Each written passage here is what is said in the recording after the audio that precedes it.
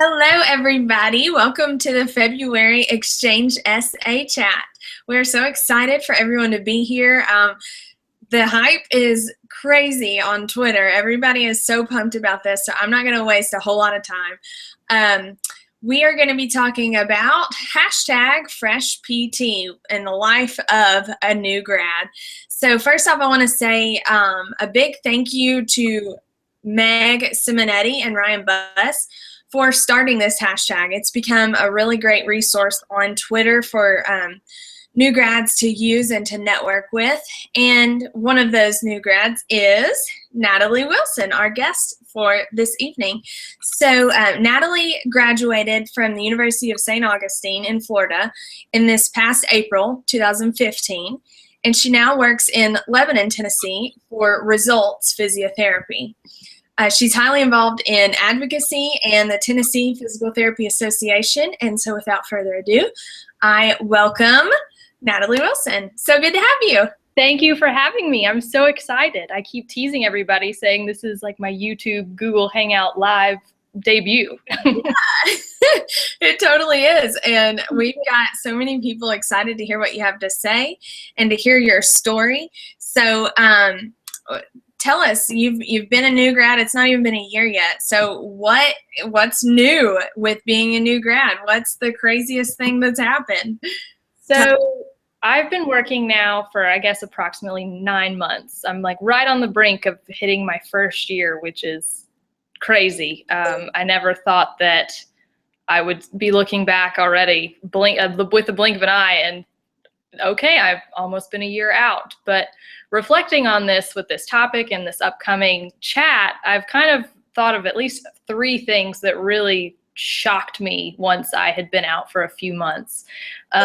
You've been a student and you've been exhausted, lack of sleep, studying, not eating, not working out, dedicated for so long, and then you kind of get plopped into this full-time job. For most of us, we've never had a real full-time job for PTs anyways. You just keep going through school.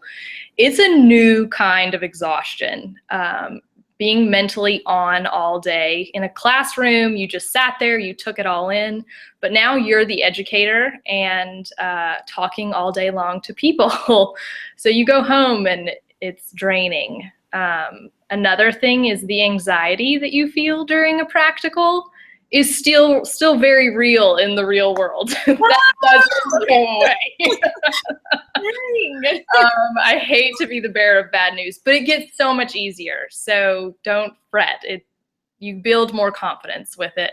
And then last thing that I found really surprising right off the bat is I talk to doctors, like physicians, a lot, and they want to know my opinion about their patients. So you are now a real healthcare provider and you're going to be talking to other healthcare providers. So know your stuff. Wow, that is some really good eye-openers for sure. Yeah. So we've got tons of questions that have come in over the last few days on Twitter to me and to the APTA SA Twitter account. So we're just going to go ahead and jump in and get started. Everybody who's watching live right now, if you have questions, go ahead and throw them out there. We will try to get as many as we can, and those of them that we can't, we'll continue to have this conversation. That's the great thing about Twitter is it doesn't end whenever the Exchange SA chats end. So we will start with Gabriella, who is a PTA student, and she asks, is there a specific area or a field of PT that you recommend a new grad work in? So what do you think? So this is kind of a tough question, because for me, it's do what makes you happy. You don't want to be stuck in a job that you don't find rewarding or valuable, because if you don't find it rewarding, your patients are going to know that. And you don't have to know it right off the bat. Shockingly, I was told that new grads have a quick turnover for jobs. So, yeah, that's not great. You want to find something that makes you happy, but you may not get it right the first time, and that's okay. So don't panic so much right now. Just take it all in, be the sponge, and it'll all fall into place. And just do what makes you happy. I like that. Yeah. So what's the best thing that we can do now as students to prepare for our careers? And that's another question from Gabriella. So kind of along the same lines is just kind of start to get a feel for what you think you want to do. You know, if you want to think you want to be a pediatric PT, you know, maybe take a rotation. If you hate it, well, 8 or 12 weeks of your life is probably gone, but you at least know. So just kind of start to research and, you know, even just everybody here is probably on Twitter. Start asking people about their experiences. Do you think that would be a right fit for you and your personality and where you want to see yourself in 5 years? That's such a big question for fresh PTs. But start just thinking about what you want out of life, and that'll kind of help guide you in your career. That's so good. And for those of you who are watching this later on YouTube, you should get on Twitter because it's awesome. And everybody is super welcoming and just available to answer questions like that. Be sure that you're using #ExchangeSA on your conversations on Twitter tonight. And we'll just keep the conversation rolling. So Mike Pascal asks, what were the most important concepts in #anatomy to have mastered? He's an anatomy professor in Colorado, and I just love this question. I know, because when I first read this question, I kind of started laughing out loud because I was like, everything, unfortunately. But some key points to take away for me: I'm an outpatient orthopedic therapist now, with a very heavy manual therapy focus. So for me, it's biomechanics for sure, joints, how they move, why they move, and how to get them moving better. But also, you know, it goes without saying, attachments, actions, innervations, also segmental innervations. So at what point of the spinal cord does it, you know, jut out and go to the muscle? But peripheral nerve entrapment sites have been huge, knowing where things get stuck and need to be unstuck. And another thing that's really been important anatomy-wise for me is if something is weak or not functioning correctly, what's going to start kicking in and taking out the slack of something? That was been a big takeaway of figuring out kind of the puzzle pieces that make up your patient and all the many layers of their condition. Oh, that's so good. Yeah, anatomy, we learn it in the beginning and it stays with us. Yes, unfortunately, it doesn't always stay with us. Yeah, that's true. T. Dankberg asks, as someone deciding to move out of their home state, what are some ways to find jobs when you have limited to zero contacts? I am with you there, Tia. So I went to school in Florida at the University of St. Augustine. And while Tennessee was my home state, I knew nothing about the physical therapy world in Tennessee.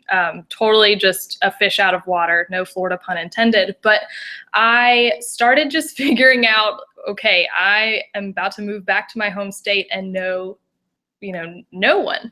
So what I started doing is I knew I wanted to be an outpatient orthopedics, and I knew I wanted manual therapy background. So I started teasing through the membership list of the orthopedic section of the APTA. AOMPT Find a Fellow was a great resource, as well as USA has a list of MTCs and their emails and where they practice. So use those to your advantage. Those people allow you to see their email and contact information for a reason. So reach out to them and just say, hey, can I shadow? Or, hey, I'm interested in having a clinical affiliation. Those people are going to be your resource and want you to reach out to them. That's so good. And that's the great thing about, I guess, now being a physical therapist, being an APTA member, because now you are on those lists where students can find you. Yes, APTA Red Hot Jobs is actually how I found my job and applied for it. So as a resource. Yeah, that's great. So what are the first couple weeks being in the clinic as a fresh PT? What are they like? You're no longer under the supervision of the CI. It's all falls on your shoulders. So what's that like? Well, I also saw, I'll try to hit two birds with one stone. Somebody tweeted out just a few minutes before we went live was, what was your first eval like? Like, where was your head? There was definitely that, going back to that anxiety of a practical, totally still there. You're like, what? I don't want to miss it. I had a lumbar eval. So for me, it was like, okay, range of motion. Okay, muscle testing. Okay, well, I don't want my patient up, down, and how am I going to make sure that they come back for their next visit?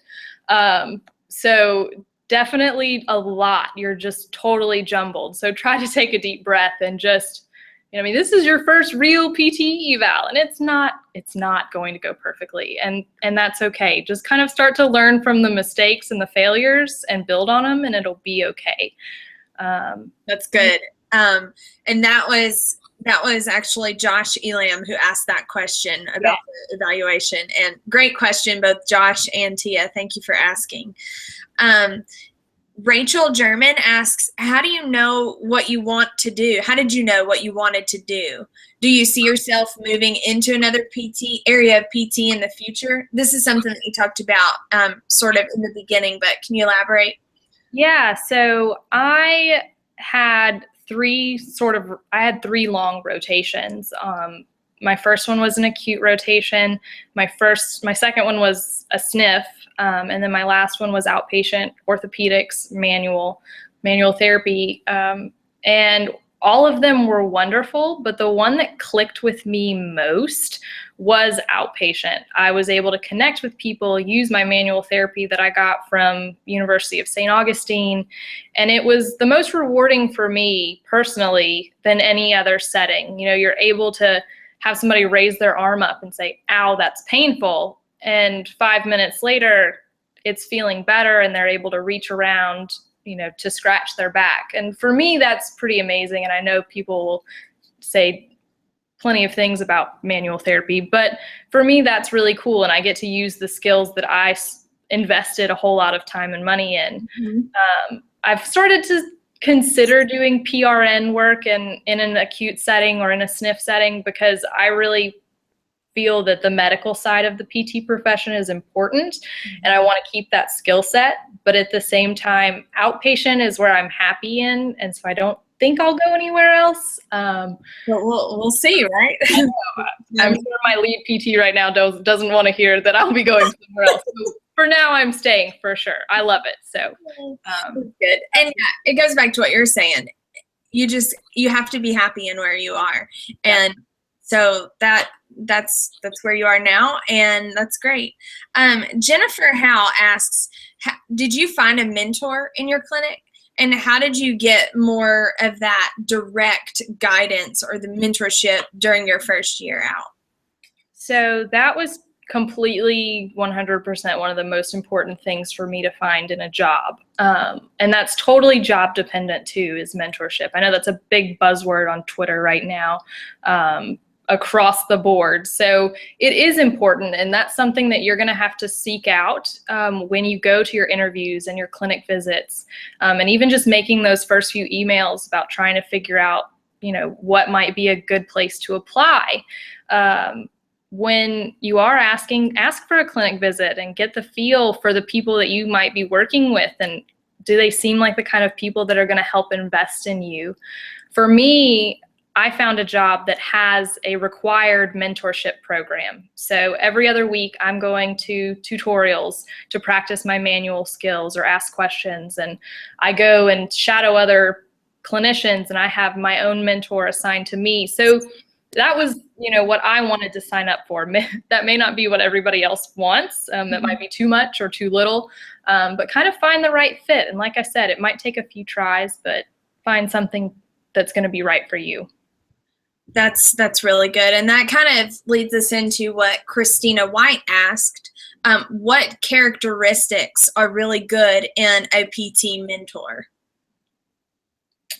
That's definitely a great question. Some of the things that I wanted was, they don't necessarily have to have a ton of experience, but at least more than you. Anybody that has just a little bit more experience than you can be a mentor and bounce questions off of. But And I think also like just the teacher heart, that teacher right. mentality is important. Somebody that has a passion for education and loves to do it is going to be less annoyed with you asking 1,000 questions that you will ask than somebody that doesn't want to do that. So that is something super important. And also just somebody that can also bring it back down to your level. You don't know everything yet. Some things are still going to be way over your head and haven't clicked with you yet. So somebody that can make it, more attainable for you and more understanding is going to be very beneficial. That's so good. Sean Sebek asked a sort of a long question, but basically, besides the clinical rotations, how can we hang on a second. This was a long question. I'm just going to read it because I was going to try to recap it there. Recap. Sorry about that. So I've heard that often our clinical skills are exactly where they need to be when we graduate. The area where we lack experience is having a conversation with the patient, such as listening to them and being able to sell a plan of care to them. So besides the clinical rotations, is there a way that we can practice this skill?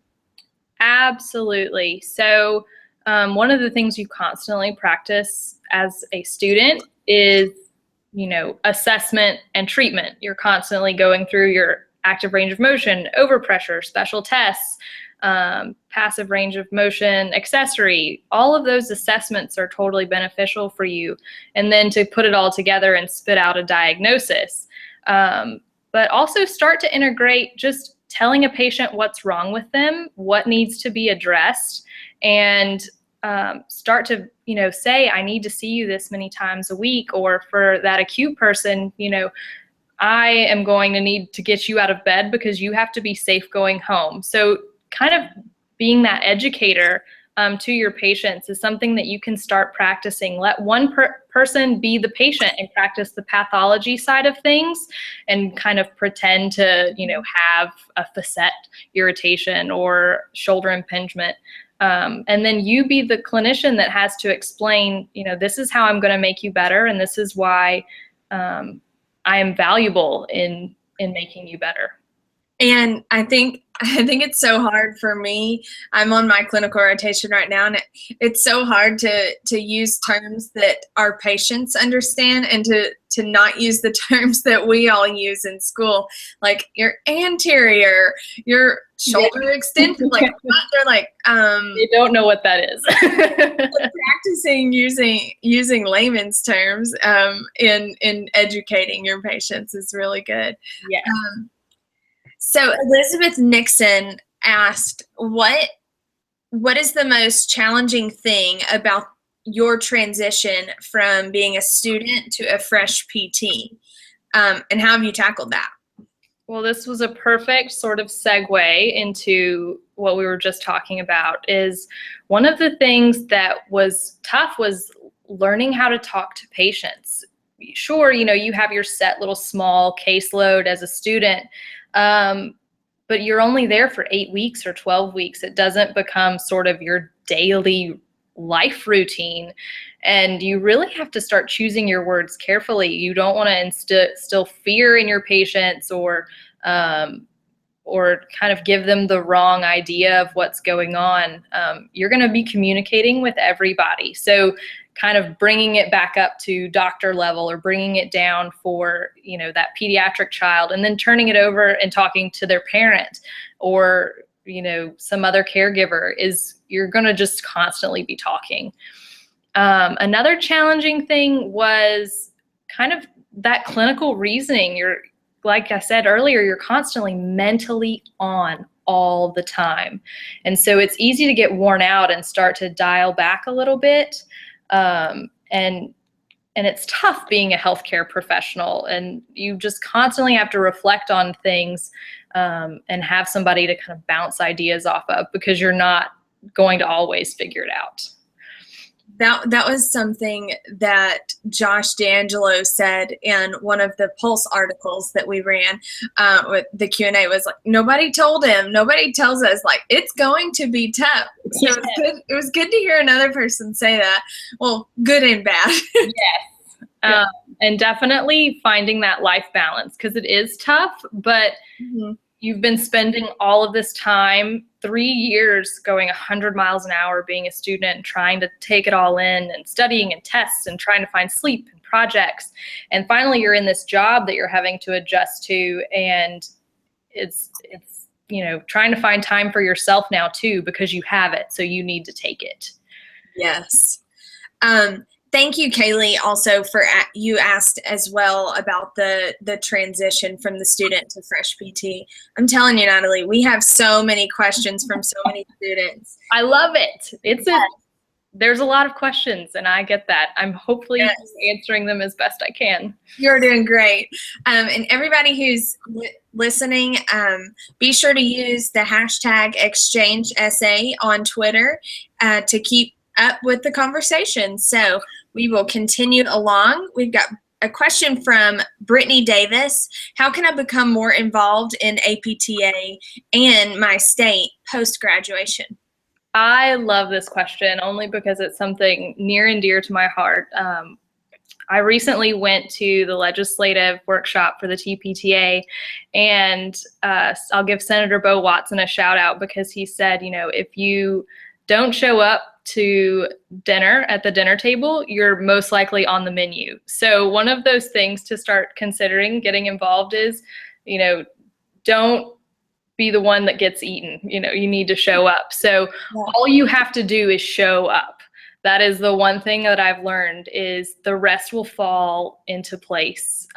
For my job that I recently started, just 2 months later was the TPTA state meeting, and I asked for the day off to go. And all it took was kind of that just 6 degrees of separation, not even, just like 2. But my regional director found out that I was going. A phone call later, people on the board of the TPTA knew that I was coming and were waiting at the registration table for me when I got there. Wow. And now I'm involved and, getting to go to all of these great things and know what's going on. It's, just connections and letting people know that you want to be involved goes a long way. Yeah. That's so true. And that's what we're going to be doing next week on Tennessee's Day on the Hill. Yeah. I have no idea what's going to happen. No clue. But I'm taking your advice, and I will be there, and we will learn as we go. Somebody will take you under their wing and put you in the right place. No. This is a really good question. I've heard it a lot, especially in the DPT student Facebook group. So what are your thoughts on expressing interest to companies that you'd like to work for, and especially expressing that interest before you graduate? Did you do that? Yes. So one of the things that I started just trying to get a feel for were the companies that I wanted to work for. And the ways that I did that was talking to people that graduated in the class before me. They're, right ahead of you. They've kind of just been through it. They also have a little bit of an idea of what that company is like, so they can kind of put you in the right direction with the right contacts. I said earlier, one of the ways that I started just finding people to talk to was going to those orthopedic section members or neurology section members. Those people are going to be a resource and kind of point you in the right direction, and kind of get you in the right place. I encourage clinic visits always. That's the place you're going to be stuck for, let's be honest, more than 40 hours a week. And also, what's comforting to know, I think that I've learned too in these past few months as working and kind of getting a feel for how the interview process goes for other people that I work with now. Companies love new grads. They love you most of the time because you're energetic, passionate, and you're just gung-ho and ready to go. They also know that, yes, you are going to take more time and energy, but if you're driven and you show up, they're going to invest their time in you. So start just doing just that, expressing those your interest to those companies, and it's gonna pay off. Along those same lines, David Finkelstein asked, how did you go about salary negotiation during your job interview and exception process? So one of those things that I knew right off the bat was I live in Nashville, Tennessee, and I work just over 30 miles outside of Nashville. I knew that an outpatient orthopedic job as a new grad in a big city was not going to be that great. So I honestly, while I did negotiate, it was not something that was going to be a huge thing for me, because I knew that, one, it was just not going to be, great right off the bat. I hear Dr. Ben Fung, back here in my mind, probably giving me a hard time about that. But that I also knew that I was probably right now. But one of those things, though, is, do the work and show your value, and it will pay off. There's going to be room for promotion and opportunity and growth. And that first paycheck is not the end all be all. Sure, you have to pay off loans, and absolutely consider that. But also know that you work in a profession that is constantly growing, and you're going to be able to be rewarded for that. Another thing that I talked to my bosses about was, you want to be paid, really well as a PT. Know your value and bill for what you do. That is something that new grads have, and myself is, we don't always bill the way that we're supposed to for all of the time that we spend with patients. So keep your eye on the clock and bill accordingly, and eventually, you'll be reimbursed as such. Ian McMurdy asked, what do you look for in a continuing education course? For clinical education, I would say, at least starting out, I always ask around. So my lead PT in my clinic has been a great resource. When I pull up Con Ed courses, I just look at him, I show him the laptop, and I say, which one should I do?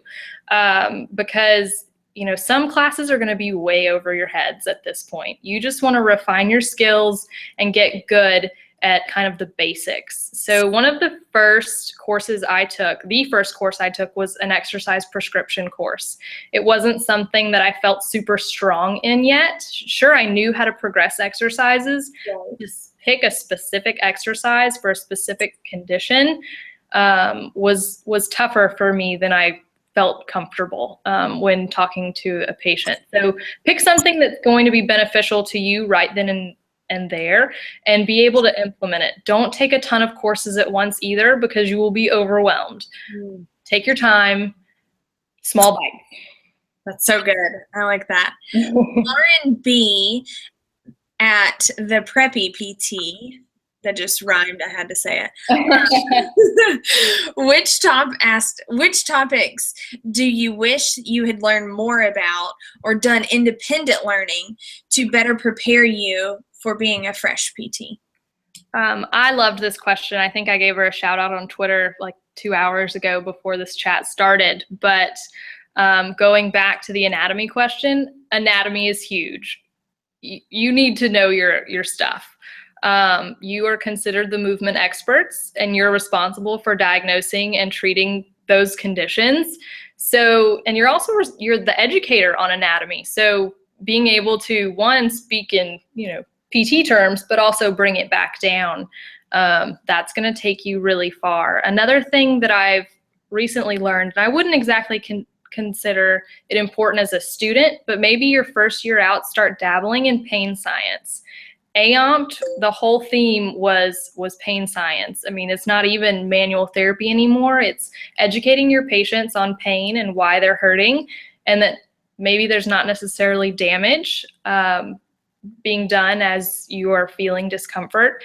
That will take you far in educating your patients. I love that you just did a shout out for that, because that has become really popular on Twitter. I've seen a lot of people talking about going to the pain courses at CSM. So nice shout out there. Michelle Wynn asks, would you recommend completing your last clinical affiliation in the setting that you plan to practice in? So it definitely would, I wouldn't say would hurt. My last clinical rotation was the setting that I now work in. However, with my program, I still had another semester of courses. So I didn't end on a clinical. I was in class, I graduated, I waited for my license, and then I started working. That would be great in a perfect world to have gone right in, because you've been documenting, you've been in the mindset of the clinic. But it's not the end of the world. I think that wherever you end up, you'll eventually click with it and get the documentation system. There's always going to be new things with starting a new job, unless it's your last clinical turns into your job. So know that you're just going to have to roll with the punches, and it'll work out okay. That's great. Josh Elam asks, do you introduce yourself as Dr. Wilson? I do not. I introduce myself as, hi, I'm Natalie. I'll be your physical therapist.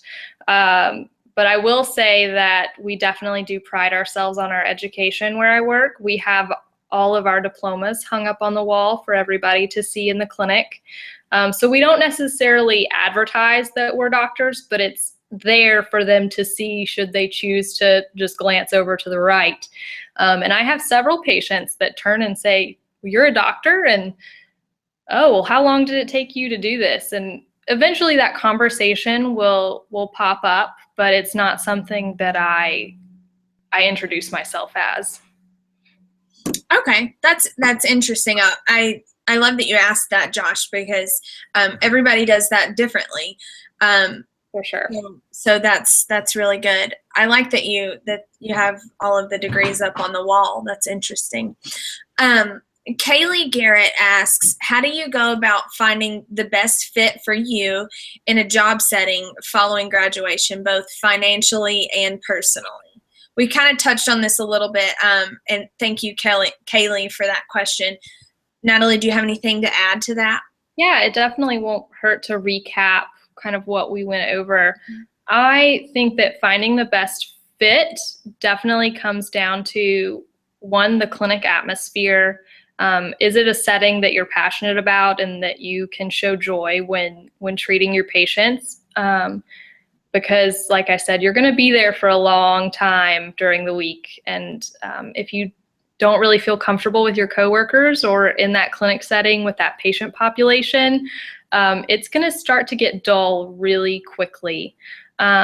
Financially, sure, some of those settings are going to offer you lower pays, but know that there's room for promotion, and that, you may have to struggle for the first year or two before sort of building up that pay raise as you kind of work through that new grad life adjustment.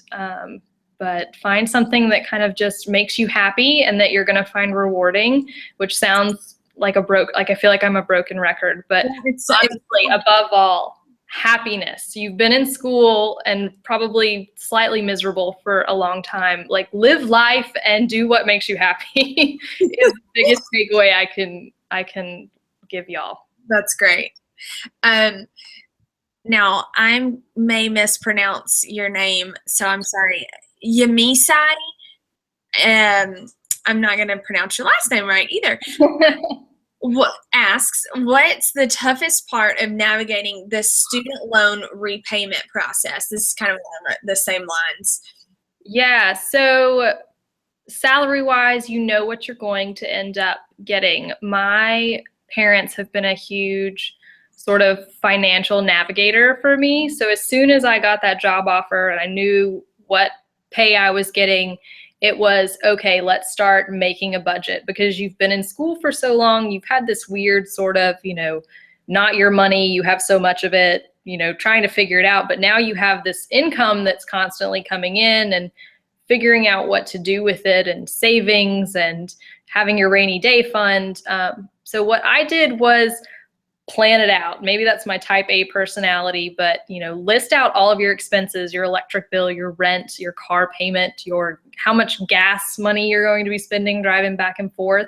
And then kind of know, how much wiggle room do I have? How many times do you think I can go out to eat? Having that financial plan. And even some of my classmates have a financial advisor. I mean, do what you got to do, because real world comes fast. Having a plan just kind of helps you know what's up ahead. Yes. Don't save room for surprises. That's never good. You don't want to mess around with money and surprises unless you're winning it, but that never happens. So anyway, Beth Horn asks, would you recommend getting specialty certifications before graduation? Do potential employers value this? That's a great question. Yeah, I think for the employer half of the question, depending on the setting, absolutely, it's valuable. For me, I think what was one of the nice things about going to the University of St. Augustine was I had already finished all of the courses for the manual therapy certification, the MTC. So for me, going into an outpatient orthopedic setting, having all of those courses behind me definitely was valuable, and they saw that, but I didn't have the certification. I'd just shown interest in wanting to get the certification, having shown the courses. And depending on, kind of what allotment of money you're allowed for your Con Ed and whether you want to have a certification is going to be up to your job. But I think that having a path of a certification is going to be helpful, because you just need some direction when you first get out of at least, how to deal with patients. That's great. A lot of people ask about interviews and what questions you get asked, what questions should you ask. So what can you tell us about that process?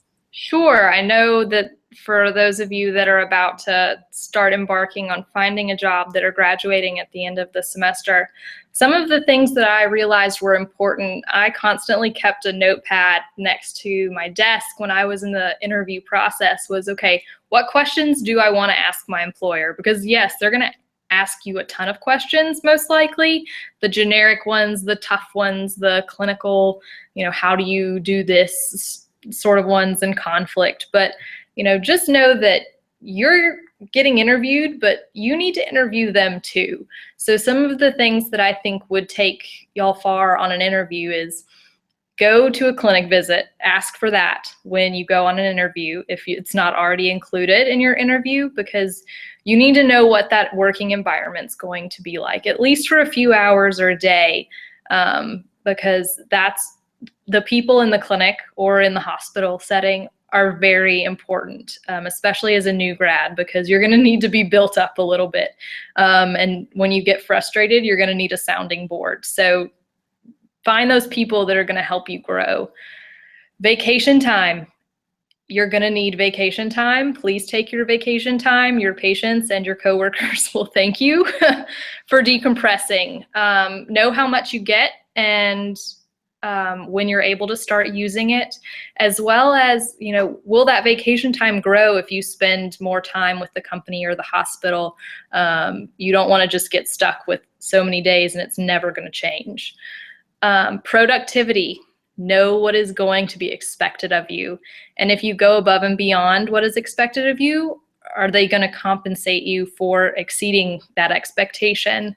And the last one that I think is so important is, where does the company see itself in 5 years? Not only do you need to have a 5-year plan, but the people you work for need to have a 5-year plan. Are they kind of stagnant in their growth? Are they steadily growing and, opening a clinic here or two, or hiring more people in their hospital? Or are they just growing like crazy and can't fill positions fast enough? Because that's going to show where you're going to end up in a few years. Are you going to get promoted too quickly, or are you never going to get promoted and stay a clinician forever? So start to consider those things in what you see in a company and start researching. Thank you. That was extremely valuable. We've got a few more questions that have come in on Twitter, and then we will call it a night. Tim Rethorn asked, what do you recommend doing while still in school to stand out in the job hunt post-grad? Great question, Tim. Yes. Constantly keeping contact with people, whether that be through email or going to conferences, or Twitter, at Natalie G. Will. Everybody needs to get on Twitter. Is constantly just being present. Same with kind of the advocacy and involvement in APTA and your state organization, is just kind of show up and always be there. Is kind of the most important thing. I think just staying in contact with people, or if you go home for a holiday or are going to go be visiting somebody in a city that you might want to work in, just start scoping it out and putting your foot in the door. That's really great. It's kind of like you always want to be the one that's there. Yes. It's less about the resume, though, I'm learning. It's not necessarily about it at all. It's really just a formality, in all honesty, or just to give some talking points for an interview. I know that I hate to say that, but it's kind of dying. Yeah, I would always think, oh yeah, I need to do this for my resume and that for my resume, and I'm learning that that's not the case anymore. Yeah. John Bodum asked, how much, if any, extra work, like research or study, do you have outside of the clinic hours as a new grad? All right, this is a good one. So yeah, I don't know what everybody's expectation is out there, but just because you're out of school, the learning is not over. You're going to have tough patients, and you're going to have to go home and figure it out. Or, you get a referral for an evaluation of a diagnosis that you don't feel totally comfortable with, or, oh my gosh, I've totally forgotten how to do a neuro eval. You're going to need to go home and review that stuff. So that's kind of where I started, was, all right, let's review the stuff that I'm not comfortable with and that I haven't practiced in a while, or, I really want to refine my skills in a cervical evaluation. So you're going to constantly be putting in the extra work, and that's just the truth of being a new grad in a new job right out of school, is you don't know everything. So if I had to put a number on it, I probably spend anywhere from probably on average 3 hours a week putting in time, but sometimes it's way more and sometimes it's less, depending on what life things are going on. Because I talked about earlier, finding that life balance is really important to kind of just stay a healthy and happy person. So you do have your free time. Yeah. And you also have your researching and study time, and it's kind of just whatever's going on in your day or in your week. Yes, and you're going to get out of it what you put into it. So for my first year as a new graduate, I just wanted to really get good and refine my skills and really just take in the knowledge and the experience. So for me, I've really put in a lot of effort. And, there's also that whole fear of burnout. You don't want to just totally die out of this. So go to a music festival, or go get a drink at happy hour, or just sit at home and watch Netflix for hours because you have the time. Those things are going to be really important to you, to keep you sane. That is so good, Natalie. I'm so glad that you've been here tonight to give us all some insight on what it's like being a fresh PT. And I just have one more question for you, and that is, what do you value most about your APTA membership? Absolutely. It's one of those questions. It's like, where do I begin? So my APTA membership has given me so much of just a kind of starting board of, diving into things and having a resource, but also having an outlet to share what we do. It's such a new grad thing to say.